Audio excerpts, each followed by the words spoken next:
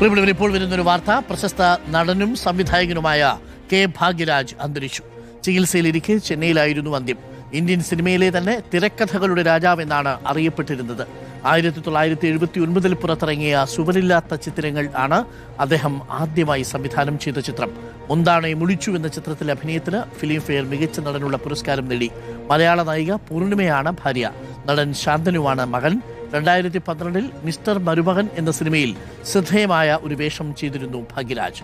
സായികുമാറുണ്ട്. സായി അങ്ങനെ ഭാഗ്യരാജ് വിട പറയുകയാണ്. തിരശ്ശീലകളിൽ ഒട്ടേറെ വൈകാരികമായ രംഗങ്ങളുള്ള തിരക്കഥകൾക്ക് രചന നിർവഹിച്ച നടനും സംവിധായകനുമാണ് ഇപ്പോൾ നമുക്ക് നഷ്ടമാകുന്നത്. തമിഴ് ചലച്ചിത്ര ലോകത്തിന് ഒരു വലിയ നഷ്ടം തന്നെയല്ലേ ഭാഗ്യരാജിന്റെ നിര്യാണം?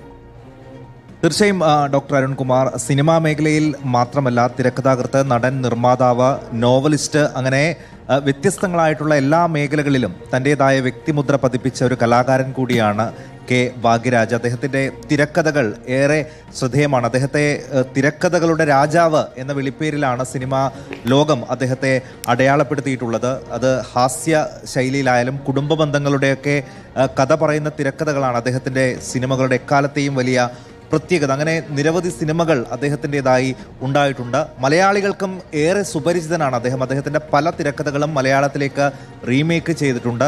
ഒട്ടനവധി മലയാള സിനിമയിലും അദ്ദേഹം അഭിനയിച്ചിട്ടുണ്ട്. 1953 ജനുവരി 7 തമിഴ്നാട്ടിലെ ഈറോഡ് ജില്ലയിലെ വെള്ളൻകോയിലാണ് അദ്ദേഹത്തിൻ്റെ ജന്മം. അദ്ദേഹത്തിൻ്റെ ആദ്യ ഭാര്യ നടി പ്രവീണയാണ്. പിന്നീടാണ് മലയാളികൾക്കും കൂടി സുപരിചിതയായ മഞ്ഞിൽ വിരിഞ്ഞ പൂക്കളൊക്കെ അഭിനയിച്ച പൂർണിമ ജയറാമിനെ അദ്ദേഹം വിവാഹം കഴിക്കുന്നത്. ചലച്ചിത്ര താരം കൂടിയായ ശാന്തനു ഭാഗ്യരാജാണ് അദ്ദേഹത്തിൻ്റെ മകൻ.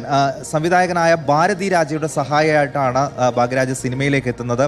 16 വയതിനിലെ സിംഗപ്പൂർ റോജാക്കൾ തുടങ്ങിയ ചിത്രങ്ങളുടെ ചെറുകഥാ പങ്കാളിയായി. പിന്നീട് ചെറിയ വേഷങ്ങൾ ചെയ്തു. അങ്ങനെയാണ് അദ്ദേഹം സിനിമയിൽ കാലുറപ്പിക്കുന്നത്.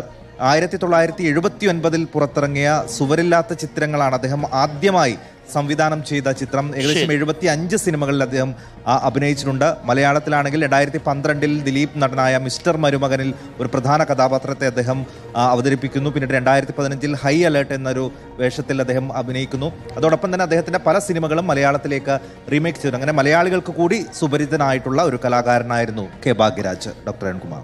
ഭാഗ്യരാജ് അങ്ങനെ വിട പറഞ്ഞു. തിരക്കഥകളുടെ രാജാവിന് വിട. 2012 ആ സിനിമ ഒരുപക്ഷെ പ്രേക്ഷകർ ഓർമ്മിക്കുന്നുണ്ടാവും. ദിലീപ്, ഖുശ്ബു ഒക്കെ അഭിനയിച്ച സിനിമ. ആ സിനിമയിൽ ഖുശ്ബുവിൻ്റെ ഭർത്താവിൻ്റെ റോളായിരുന്നു ഭാഗ്യരാജിന് ഉണ്ടായിരുന്നത്. മലയാളത്തിൽ നിരവധി മലയാള സിനിമകളിൽ അഭിനയിച്ചിട്ടുണ്ട്. മുന്താണി മുടിച്ചു എന്ന സിനിമയിലാണ് അദ്ദേഹത്തിൻ്റെ സാന്നിധ്യം കൂടുതൽ അംഗീകരിക്കപ്പെടുന്നത്. ഫിലിം ഫെയർ മികച്ച നടനുള്ള പുരസ്കാരവും അദ്ദേഹത്തിന് ഈ ചിത്രത്തിനാണ് ലഭിക്കുന്നത്. വിട പറയുന്നത് മലയാളത്തിലെ തമിഴകത്തെ പ്രശസ്ത സംവിധായകനും നടനുമായ ഭാഗ്യരാജാണ്.